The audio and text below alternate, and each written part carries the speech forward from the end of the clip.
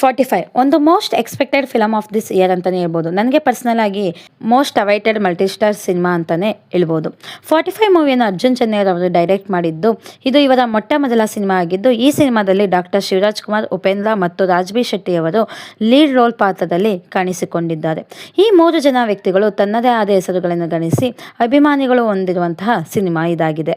ನಾವು ಈಗ ಆಲ್ರೆಡಿ ಶಿವಣ್ಣ ಮತ್ತು ಉಪೇಂದ್ರ ಅವರು ನಟಿಸಿರುವ ಪ್ರೀಸೆ ಫಿಲಮ್ ಅನ್ನು ನೋಡಿ ಅವರ ನಟನೆ ಮತ್ತು ಅವರ ಜೋಡಿಯನ್ನು ಮೆಚ್ಚಿದ್ದೀವಿ. ಇವರ ಜೊತೆಗೆ ಹೊಸದಾಗಿ ರಾಜ್ಬಿ ಶೆಟ್ಟಿ ಅವರು 45 ಮೂವಿಯಲ್ಲಿ ನಟಿಸಿದ್ದು, ಈ 3 ಜನರ ಜೋಡಿ ಯಾವ ರೀತಿ ಇದೆ, ಈ ಫಿಲಮಲ್ಲಿ ಅದು ಯಾವ ರೀತಿ ಸಕ್ಸಸ್ ಅನ್ನು ಹೊಂದಿದೆ, ಏನು ಜಾಸ್ತಿ ಆಯಿತು, ಏನು ಕಡಿಮೆ ಆಗಿದೆ, ಮೋಸ್ಟ್ ಇಂಪಾರ್ಟೆಂಟ್ ಅರ್ಜುನ್ ಜನ್ಯ ಅವರ ಈ ಡಿಫ್ರೆಂಟ್ ರೈಟಿಂಗ್ ಎಷ್ಟು ಮಟ್ಟಿಗೆ ಸಕ್ಸಸ್ ಅನ್ನು ಹೊಂದಿದೆ ಅಂತ ತಿಳ್ಕೊಳ್ಳೋಣ. ಎಲ್ಲರಿಗೂ ನಮಸ್ಕಾರ. Welcome back to Guru cinema ಸಮಾಚಾರ.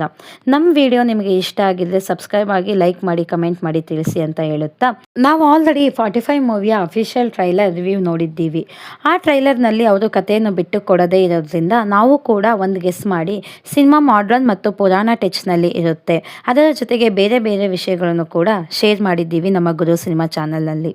ಏಕೆಂದರೆ ಟ್ರೈಲರ್ನಲ್ಲಿ ಆ ಥರ ಅವರು ಮಿಸ್ಟ್ರಿಯನ್ನು ಇಟ್ಟಿರೋದ್ರಿಂದ ಲಾಸ್ಟ್ ಶಾರ್ಟ್ ಶಿವಣ್ಣ ಅವರ ಗೆಟಪ್ ಸ್ಪೆಷಲ್ ಆಗಿ ಟ್ರೈಲರ್ನಲ್ಲಿ ಅದು ಈ ಸಿನಿಮಾದ ಎಕ್ಸ್ಪೆಕ್ಟೇಷನ್ ಅನ್ನ ಜಾಸ್ತಿ ಮಾಡಿತ್ತು. 45 ಮೂವಿಯ ಪ್ಲಾಟ್ ಬಗ್ಗೆ ಸಿಂಪಲ್ ಆಗಿ ಹೇಳುವುದಾದ್ರೆ, ಇಲ್ಲಿನ ಮುಖ್ಯ ಪಾತ್ರಧಾರಿಯಾಗಿ ರಾಜ್ಬಿ ಶೆಟ್ಟಿ ಅವರು ನಟಿಸಿದ್ದು.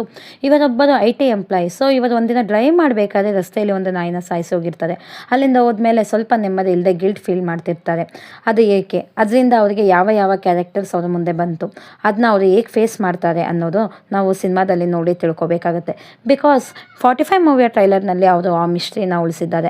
ಆ ಮಿಸ್ಟ್ರಿನ ನಾನೇನ ಬ್ರೇಕ್ ಮಾಡಿದ್ರೆ ನಿಮಗೆ ಆ ಕ್ಯೂರಿಯಾಸಿಟಿ ಮತ್ತೆ ಸಸ್ಪೆನ್ಸ್ ಎರಡು ಹೋಗುತ್ತೆ ಅಂತ ಹೇಳುತ್ತಾ, ಇದಲ್ಲದೆ ಈ ಸಿನಿಮಾದಲ್ಲಿ ಉಪೇಂದ್ರ ಅವರು ರಾಯಪ್ಪ ಪಾತ್ರದಲ್ಲಿ ತುಂಬಾ ಸ್ಟೈಲಿಶ್ ಆಗಿ ಕಾಣಿಸಿಕೊಂಡಿದ್ದಾರೆ. ನಮಗೆ ಆಲ್ರೆಡಿ ಗೊತ್ತಿರೋ ಹಾಗೆ ಉಪೇಂದ್ರ ಅವರು ಯಾವಾಗಲೂ ಡಿಫ್ರೆಂಟ್ ಲುಕ್, ಡಿಫ್ರೆಂಟ್ ಡೈಲಾಗ್ಸ್ ನಿಂದಲೇ ನಮ್ಮ ಮುಂದೆ ಕಾಣಿಸಿಕೊಳ್ಳುತ್ತಾರೆ. ಸೊ 45 ಮೂವಿಯಲ್ಲೂ ಕೂಡ ಅವರು ಈ ಸ್ವ್ಯಾಗ್ನ ಉಳಿಸ್ಕೊಂಡಿದ್ದಾರೆ ಅನ್ನೋದು ಸುಳ್ಳಲ್ಲ. ಇವರು ಈ ಸಿನಿಮಾದಲ್ಲೂ ಕೂಡ ಡಿಫ್ರೆಂಟ್ ಡೈಲಾಗ್ಸ್, ಡಿಫ್ರೆಂಟ್ ಲುಕ್ನಲ್ಲಿ ಕಾಣಿಸಿಕೊಂಡಿದ್ದು, ಅವರ ಕ್ಯಾರೆಕ್ಟರ್ ಮತ್ತು ಅವರ ಪಂಚ್ ಡೈಲಾಗ್ಸ್, ಅವರ ಕಾಮಿಡಿ ಈ ಸಿನಿಮಾದಲ್ಲಿ ಅವರನ್ನು ಎದ್ದು ಕಾಣುವಂತೆ ಮಾಡಿದೆ.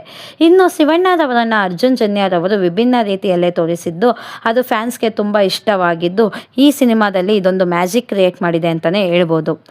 ಅರ್ಜುನ್ ಜನ್ಯರವರ ಮೊಟ್ಟ ಮೊದಲ ಸಿನಿಮಾ ಇದಾಗಿದ್ದು, ಇಷ್ಟು ಡಿಫ್ರೆಂಟ್ ಆಗಿ ಮತ್ತು ಇಷ್ಟು ಲೇಯರ್ಸ್ನಿಂದ ಈ ಸಿನಿಮಾ ಕಥೆಯನ್ನು ಕೊಟ್ಟಿರುವುದಕ್ಕೆ ನಾವು ಒಂದು ಸಲಾಂ ಹೊಡಿಲೇಬೇಕು. ಇನ್ನು ರಾಜ್ಬಿ ಶೆಟ್ಟಿಯವರು ಒಂದೊಂದು ಸಿನಿಮಾದಲ್ಲೂ ಒಂದೊಂದು ಡಿಫ್ರೆಂಟ್ ಪಾತ್ರದಲ್ಲಿ ಕಾಣಿಸಿಕೊಂಡಿದ್ದು ತನ್ನದೇ ಆದ ಛಾಪನ್ನು ಮೂಡಿಸಿದ್ದಾರೆ. ಈಗ 45 ಮೂವಿಯಲ್ಲೂ ಕೂಡ ವಿನಯ್ ಪಾತ್ರದಿಂದ ನಮ್ಮೆಲ್ಲರ ಗಮನ ಸೆಳೆದಿದ್ದಾರೆ. ಸೊ ಈ 3 ಜನ ಪರ್ಟಿಕ್ಯುಲರ್ ಸ್ಟಾರ್ ಫ್ಯಾನ್ಸ್ ನೀವಾಗಿದ್ರೆ ನಿಮಗೆ ತಿಳ್ಕೊಡೋಕೆ ಆ್ಯಂಡ್ ಚೇರ್ ಮಾಡೋಕೆ ಬಹಳಷ್ಟು ಮೂಮೆಂಟ್ಸ್ ನಿಮಗೆ 45 ಸಿನಿಮಾದಲ್ಲಿ ಸಿಗುತ್ತೆ. ಸಿನಿಮಾ ಕಥೆಯಲ್ಲಿ ಬಿಲ್ಡಪ್ ಆ್ಯಂಡ್ ಕ್ಯಾರೆಕ್ಟರ್ ಇಂಟ್ರೊಡಕ್ಷನ್ಗೆ ಜಾಸ್ತಿ ಟೈಮ್ ತಗೊಳ್ಳದೇ ಇರೋದ್ರಿಂದ ನಾವು ಫಸ್ಟಿಂದನೇ ಕತೆ ಒಳಗಡೆ ಇದ್ದೀವಿ ಅಂತ ಫೀಲ್ ಆಗುತ್ತೆ. ಸಾಂಗ್ಸ್ ತುಂಬ ಇಳದೇ ಇರೋ ಕಾರಣ ಈ ಕತೆ ಮೇಲೆ ಕ್ಯೂರಿಯಾಸಿಟಿ ಮೈಂಟೈನ್ ಮಾಡೋಕ್ಕೆ ಸಹಾಯ ಮಾಡಿದೆ. ಅಲ್ಲಲ್ಲಿ ಬಳಸಿರೋ ರೆಟ್ರೋ ಮ್ಯೂಸಿಕ್ಕಿಂದ ನಮಗೆ ಒಂದು ಹುಮ್ಮಸ್ಸು ಕೊಡುತ್ತೆ ಅಂತಲೇ ಹೇಳ್ಬೋದು. ಅರ್ಜುನ್ ಜನ್ಯರ್ ಅವರಿಗೆ ಮ್ಯೂಸಿಕ್ಕೇ ಬೇಸ್ ಆಗಿರೋದ್ರಿಂದ ಇದು ಈ ಸಿನಿಮಾದ ಪ್ಲಸ್ ಪಾಯಿಂಟ್ ಆಗಿ ಅವರನ್ನು ಕೈ ಹಿಡಿದಿದೆ. 45 ಸಿನಿಮಾ ನಮಗೆ ಎಂಟರ್ಟೈನ್ಮೆಂಟ್ ಜೊತೆಗೆ ಸಾಕಷ್ಟು ಮೆಸೇಜ್ಗಳನ್ನ ಕೊಡ್ತಾ ಹೋಗುತ್ತೆ. ಅದರಲ್ಲಿ ಗರುಡ ಪುರಾಣ ಬಗ್ಗೆ ಹೇಳಿದ್ದು ತುಂಬ ನನಗೆ ಇಂಪ್ರೆಸ್ ಆಯಿತು. ಬಟ್ ಆನೆಸ್ಟ್ಲಿ ಹೇಳೋದಾದರೆ ಎಕ್ಸ್ಪೆಕ್ಟೇಷನ್ಗಿಂತ ಈ ಮೂವಿ ಸ್ವಲ್ಪ ಬೆಟರ್ ಅನಿಸ್ತು. ಬಿಕಾಸ್ ಇಂಟರ್ವೆಲ್ಗಿಂತ ಮುಂಚೆ ಇದ್ದಿದ್ದು ಕತೆಗೆ ಆದಮೇಲೆ, ಇಂಟರ್ವೆಲ್ ಆದಮೇಲೆ ಇರೋ ಕತೆಗೂ ಲಿಂಕ್ ಇಲ್ಲ, ಒಂದಕ್ಕೊಂದು ಲಿಂಕ್ ಇಲ್ಲ ಅನ್ನೋದು ಫೀಲ್ ಆಯಿತು. ಈ ಸಿನಿಮಾದಲ್ಲಿ ಏನು ವರ್ಕ್ ಆಗಿಲ್ಲ ಅಂದರೆ VFX ಅಷ್ಟು ಚೆನ್ನಾಗಿರಲಿಲ್ಲ. ತುಂಬ ಕಡೆ VFX ಯೂಸ್ ಮಾಡಿದ್ರು, ಅದು ಔಟ್ಪುಟ್ ಅಷ್ಟು ಚೆನ್ನಾಗಿ ಬರದೇ ಇರೋದ್ರಿಂದ ಅದು ಆರ್ಟಿಫಿಷಿಯಲ್ ಅಂತ ನನಗೆ ಫೀಲ್ ಆಯಿತು. ಚೇಸ್ ಸೀಕ್ವೆನ್ಸ್ ಮತ್ತು ಯುದ್ಧ ಎರಡೂ ಕೊರಿಯೋಗ್ರಾಫರ್ ಚೆನ್ನಾಗಿತ್ತು. ಬಟ್ VFXಯಿಂದ ನನಗೆ ಅದು ಕೂಡ ಸ್ವಲ್ಪ ಆರ್ಟಿಫಿಷಿಯಲ್ ಅನ್ನೋ ಥರ ಫೀಲ್ ಆಗ್ತಿತ್ತು. ಇನ್ನು ಕಥೆಯ ವಿಷಯಕ್ಕೆ ಬರೋದಾದರೆ ಇದು ಎಮೋಷ್ನಲಿ ಚೆನ್ನಾಗಿತ್ತು. ಎಮೋಷ್ನಲಿಯಿಂದ ಸಡನ್ನಾಗಿ ಕಾಮಿಡಿ ಬರೋದ್ರಿಂದ ಕಾಮಿಡಿ ಸ್ವಲ್ಪ ಓವರ್ ಅನಿಸ್ತು. ಕೆಲವೊಂದು ಕಡೆ ಕಾಮಿಡಿ ಡೈಲಾಗ್ಸ್ ತುಂಬ ಖುಷಿ ಕೊಡುತ್ತೆ. ಇನ್ನು ಕೆಲವೊಂದು ಕಡೆ ಕಾಮಿಡಿಗಿನ್ನ ಸಂಭಾಷಣೆಯಲ್ಲಿ ಯೂಸ್ ಮಾಡಿರೋದ್ರಿಂದ ಅಷ್ಟು ಕಾಮಿಡಿ ಅಂತ ಅನಿಸ್ಲಿಲ್ಲ. 45 ಮೂವಿ ಬಗ್ಗೆ ಟೋಟಲ್ ಆಗಿ ಹೇಳೋದಂದ್ರೆ ಇದೊಂದು ಗುಡ್ ಮೂವಿ ಆ್ಯಂಡ್ ಫ್ಯಾಮಿಲಿ ಜೊತೆ ನೋಡ್ಬೋದಂಥ ಮೂವಿ ಇದಾಗಿದೆ. ಅರ್ಜುನ್ ಜನ್ಯರ್ ಅವರು ಮೊಟ್ಟ ಮೊದಲ ಬಾರಿಗೆ ಡೈರೆಕ್ಟ್ ಮಾಡಿದ್ರು ಕೂಡ 3 ಜನ ವ್ಯಕ್ತಿಗಳನ್ನು ಡಿಫ್ರೆಂಟ್ ಫ್ರೇಮ್ನಲ್ಲಿ, ಡಿಫ್ರೆಂಟ್ ಲುಕ್ನಲ್ಲಿ ಕಾಣುವಂತೆ ಮಾಡಿದ್ದಾರೆ. ಸೊ ಇದು ಅವರ ಮೊಟ್ಟ ಮೊದಲ ಮೂವಿ ಆಗಿದ್ದು ಸ್ವಲ್ಪ ಮಿಸ್ಟೇಕ್ಸ್ ಆಗಿದ್ರು ಕೂಡ ಒಂದು ರೇಂಜ್ನಲ್ಲಿ ಫ್ಯಾನ್ಸ್ಗೆ 3 ಜನ ವ್ಯಕ್ತಿಗಳನ್ನು ಒಂದೇ ಫ್ರೇಮ್ನಲ್ಲಿ ನೋಡುವಂಥ ಖುಷಿಯನ್ನು ತಂದು ಕೊಟ್ಟಿದ್ದಾರೆ ಅಂತಲೇ ಹೇಳ್ಬೋದು. ಸೊ ಇದಾಗಿತ್ತು 45 ಮೂವಿಯ ರಿವ್ಯೂ.